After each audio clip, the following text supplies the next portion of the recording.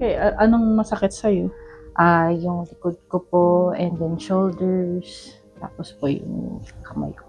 Sa Dubai, pero yung iba sa Kuwait, medyo grabe yung tigas, oh. Grabe.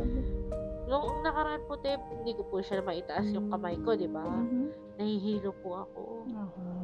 Kasama po ba yun? Normal po ba yun? Hindi normal yun. I mean, ano lang po Kasama yun siya. sa sa nararamdaman mo. Hindi naman po may sakit ako. Ha? Hindi naman po ba may sakit akong malala? Natatakot po ako. Wala ka sakit na malala. Pagod lang ang Kasi nagsi 6 days po ako nung nakaraan na magtrabaho eh. Ngayon lang yung araw na off ko. Hindi ka naman nag-ano, inom ng gamot. Vitamins po. Itong Ay, mga pinili. nag-inom po ako kahapon ng Tylenol kasi hindi ko na po talaga kaya. Ang sakit po ng ulo ko eh.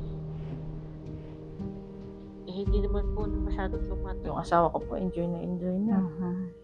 Ayun po. Magpundar ka lang, mag-ipon ka at magpundar ka kung gusto mo. Ano po, totoo naman. Siya pa pa. Relax. Salamat.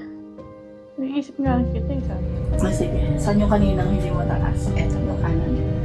Ay, itataas mo siyang ganyan. Wala na po siyang pain. Wala lang sabi. Ayun, sa kabila, tingnan natin. Okay lang. Yung sa may likod mo. Okay po. Wala na pong sakit. Wala po matigas yung ganito. Yes, thank you po. Welcome.